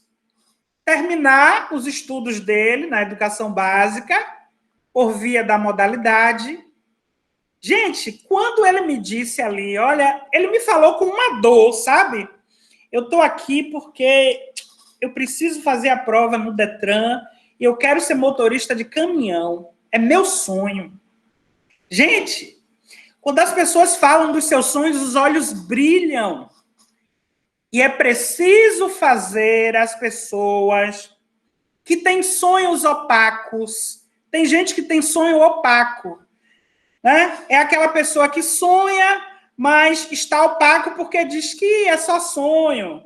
Não vou conseguir fazer isso. Consegue sim. Pode mandar o pessimismo embora que você consegue sim. Então, a gente tem que tirar o opaco dos olhos das pessoas para que estes olhos brilhem. E a gente só consegue fazer os olhos brilharem quando nós estamos de frente, diante dos caminhos que nos levam à construção dos nossos sonhos. E isso tem muito valor, porque define quem a gente é.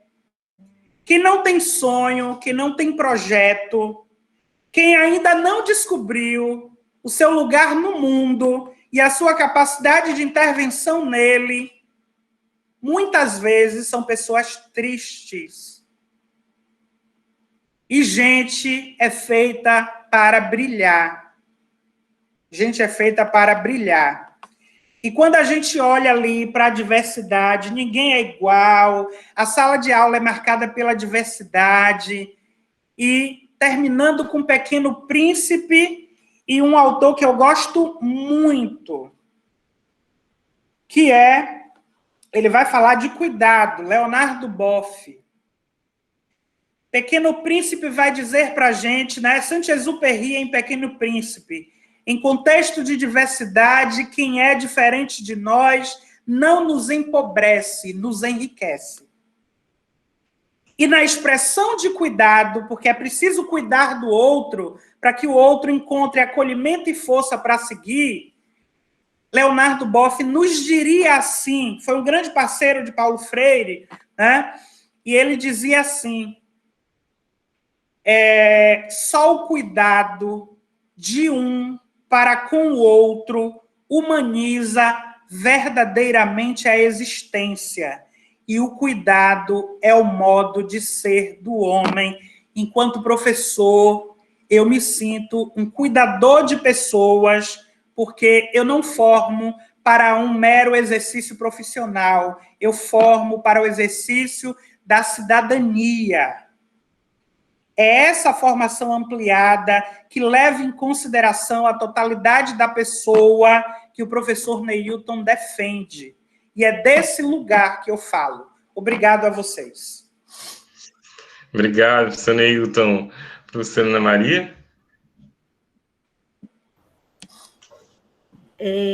Só complementando, né, um pouco da fala do professor Neilton, parabéns, por ter esse professor que motiva os alunos, e Assim, professor, eu acredito que a minha história me faz pensar na educação de jovens e adultos hoje, olhando de hoje, com uma outra visão, né?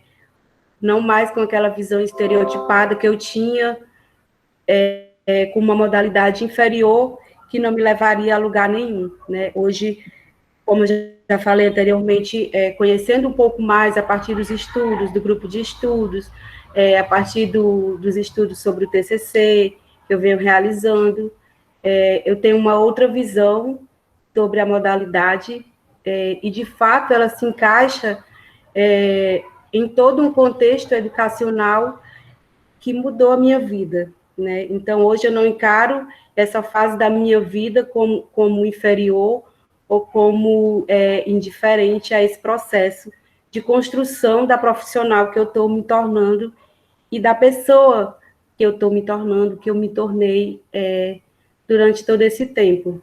Então, o que eu digo para as pessoas que têm o sonho, né, de concluir seus estudos, seja por qual for o motivo, é que, de fato, elas acreditem que não é uma educação inferior e que aconselho procurar compreender melhor a modalidade para não entrar com uma visão equivocada do ensino que é ofertado. E assim, eu posso dizer para todos assim, não é fácil. Vai ser fácil você chegar na modalidade, no ensino, na educação fundamental ou médio, e vai ser fácil? Não. Você vai encontrar muitas dificuldades, você vai encontrar professores que não são preparados e que vão tratar você como um todo, como parte de um todo, sendo que não conseguem enxergar suas especificidades, que você trabalha, que você é mãe de família, que você é idoso, que tem baixa visão, que precisa de um olhar mais atencioso, né? Então, eu preciso reafirmar isso a todo instante, como uma dívida mesmo, né? Pela contribuição que a educação trouxe para a minha vida, e assim eu posso também ser referência na vida de outras pessoas de uma forma positiva.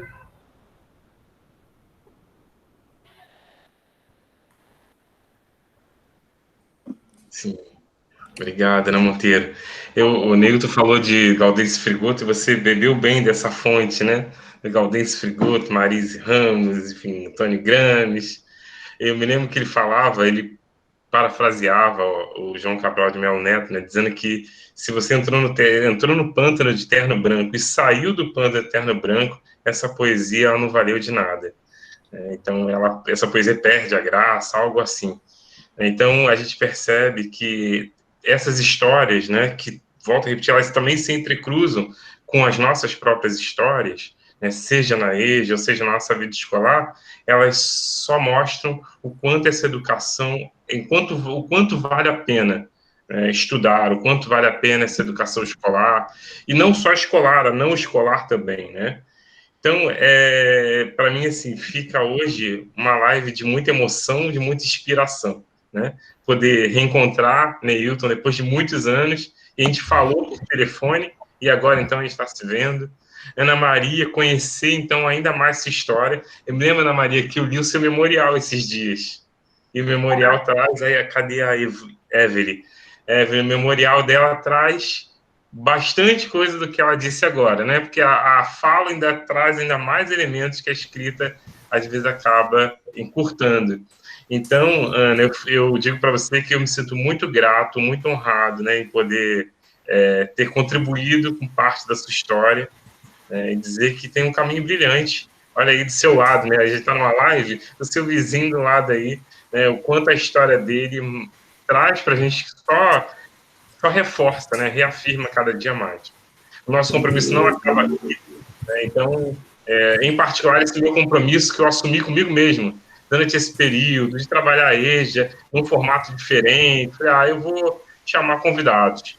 Então, isso só faz com que a gente perceba que vale a pena insistir, né? Vale a pena continuar a caminhada assim, por mais que nos atuais tempos, né, é melhor destruir livro, é melhor acabar com Paulo Freire, é melhor destituir pessoas, né, com suas histórias. A gente sabe que não é nada disso, que as nossas histórias são muito importantes e elas é que são o combustível para que a gente continue, né, trilhando. Então, professor Neilton, eu passo suas últimas palavras para que você também possa se despedir da gente. Professora Ana, na sequência, e eu encerro por conta do nosso tempo, que eu agradeço demais, né, a todos e todas que estão aqui. Mas, rapidamente, então, professor Neilton, palavras finais para poder deixar mais ainda o seu fervor aí conosco. Foi ótimo. Bem, primeiro eu queria agradecer enormemente essa oportunidade. Esse é um tema que me toca muito, porque fala de quem eu sou. Não dá para falar da minha pessoa sem a educação de jovens, adultos e idosos. Não dá. É desse lugar que eu venho, é desse lugar que eu falo, é desse lugar que eu sinto, porque essa formação humana, sensível, preocupada com o outro, eu sei que vem desse lugar. E eu, como formador de professor, eu tenho procurado me colocar como um exemplo, de modo que o que eu penso possa estar relacionado com o que eu falo, de modo que o que eu penso e falo esteja relacionado com o que eu sinto, e de modo que o que eu penso, falo e sinto se traduza aqui no que eu faço. Isso é coerência. Então, eu tenho procurado, né, eu tenho tido, refletindo sobre a minha prática, eu tenho procurado ter esse compromisso diuturno comigo para com o meu trabalho, né, como numa perspectiva de desenvolvimento profissional docente mesmo. E aí eu quero agradecer e parabenizar ao professor Luiz Carlos, ao meu amigo, muito feliz também em ter reencontrado você depois de tanto tempo, e é interessante aqui dizer aqui de público, porque eu sou, gratidão para mim é palavra de ordem, gratidão e humildade. Então, naquela época, quando eu fiz aquela seleção, eu precisava muito daquele emprego, não é? E aí, a partir do meu ingresso na Uniswan e também na UFRJ, meus caminhos só se abriram de lá para cá. Então, isso mostra que quando você chega a um determinado lugar, você não chega sozinho. Várias histórias se entrecruzaram e passaram por você. E eu quero dizer à professora Ana Monteiro que eu fiquei encantado com a sua história, que você não desista nunca. E queria dizer ainda que estudantes da modalidade, ou quando você se tornar uma professora, uma docente universitária, porque é possível também, os futuros professores da modalidade beberão de uma fonte situada na experiência historicizada, porque quando a gente fala de cultura, é a vida historicamente situada. Então, quando você fala da experiência, da sua história, do seu lugar, você fala com discernimento, você fala com clareza, você fala a partir do vivido e do sentido, não é? Então, eu fiquei muito feliz pelo convite, por estar aqui junto contigo, falando um pouco para as pessoas que estão aqui. Quero agradecer também o carinho das pessoas aqui pelo chat. Então, eu vi várias manifestações de carinho, pessoas que não me conhecem, com uma dose de afetividade grande. Bem, a professora Isabel disse que vai me chamar, se me chamar eu vou, para falar de educação. Eu tenho esse jeito meio agitado, porque eu só falo de educação emocionado. Eu estou com saudade da minha sala de aula, porque na minha sala de aula eu não fico parado na frente. Eu gosto de ir fazer a pergunta, que eu trabalho com a pedagogia da pergunta de Paulo Freire. Paulo Freire e Founders. Então, eu chego, ando, caminho pela sala de aula e chego na frente do meu aluno e faço a pergunta para ele ali. Às vezes, em sala de aula, o meu aluno está falando, ele está sentado na cadeira, eu me ajoelho e eu fico perto dele ali. Eu faço isso em sala de aula, eu estou com saudade disso, eu gosto de gente. Minha educação, ela é educação vivida, sentida e traduzida na relação de um para com o outro, é comunhão. A educação que eu falo é comunhão, por quê? Porque formar pessoas supõe relação pedagógica. Antes de eu ensinar alguém a fazer alguma coisa, eu tenho que entender que a relação inicial que se estabelece se dá na dimensão da minha pessoa que interage com a sua pessoa. E é por aí que a gente vai. Obrigado a todos e a todas. Fiquem em casa. O povo está achando que a pandemia já passou, mas não. Né? A pandemia ainda não foi embora, a vacina ainda não chegou. E aí, de casa, a gente conseguiu estar próximo, percebe? Tá vendo só? E sentindo a energia, o que é melhor. Exatamente. Então, obrigado. Amei essa tarde de noite. Professora Ana Maria. Então, eu só queria agradecer, primeiramente, ao professor Luiz, por tudo. Ele sabe o quanto ele faz por mim, e eu sou muito grata por tudo. Agradecer ao professor Neilton pela partilha, pelas ricas experiências, né? Saiba que você certamente serve de inspiração para muitos e entrou no meu quadro de inspiração também, né? Que venham muitos professores Neilton para inspirar a educação, né? No mais, é isso, dizer que estou muito feliz, orgulhosa, e é isso. Tá vendo? Obrigada a todos. Assim, muito obrigado. Neilton e a Ana já vem acompanhando, né? Agora a Evelyn chegou. Olha, é quase que um grupo de pesquisa, é um grupo familiar, só não tem café, a gente não consegue tomar café um com o outro. Mas semanalmente, Neilton, a gente se encontra. Então, cada vez mais a gente vai atraindo outros novos convidados, colegas. Então, aqui eu tenho amigos, tenho professores. A quantidade, às vezes tem mais, às vezes tem menos, mas eu não estou preocupado com quantidade, não. Estou preocupado, sim, com consolidar, né, pessoas para pensar a questão, e isso a gente tem conseguido. Né? Tem aí a prova viva da professora Isabel, a Ana Monteiro, tantos outros nomes, talvez se eu falar eu possa cometer aí uma injustiça. Então, para dizer assim, meu muito obrigado, fiquei muito feliz, né, em poder revê-los, poder ter esse momento tão importante. Semana que vem teremos outra, semana que vem iremos discutir a educação de jovens e adultos no contexto, então, das relações étnico-raciais, para pensar ainda mais a questão da Lei 10.639. É um grande desafio, mas está aí, né? A discussão está aí. Só para vocês entenderem também, ao longo desse tempo, Neilton, Evelyn, a gente tem feito aí um trabalho mais amplo, sabe? Um grande guarda-chuva, uma temática mais ampla sobre a educação de jovens e adultos. Então, por exemplo, quando a gente fala da educação de jovens adultos em Guiné-Bissau, a gente faz aquele grande guarda-chuva trabalhando questões bem amplas e, ao mesmo tempo, meio que superficiais. Porque para 2021, e aí já é um projeto que eu estou pensando, é que a gente toque em questões mais centrais dentro dessas discussões. Então, vem aí, por exemplo, pensar o processo de juvenilização da EJA. Né? Então, algumas questões que toquem de modo mais específico. Isso vai servir como campo de pesquisa e, ao mesmo tempo, de estudos. Então, meu muito obrigado. Agradeço ao professor Leôncio, que eu não conheço ainda pessoalmente, mas sim pelos estudos. Professor Neilton, felicidades também. Professora Ana, continuemos a nos cuidar, sim, né, porque isso tudo ainda acontece, quer dizer, o verbo ainda está sendo conjugado no gerúndio, então nós ainda estamos passando por tudo isso e que a gente consiga passar o mais rápido possível, né? Tá bom? Muito obrigado, então. Beijos em todos e todas. A gente se fala, tá bom? Obrigada. Obrigado demais.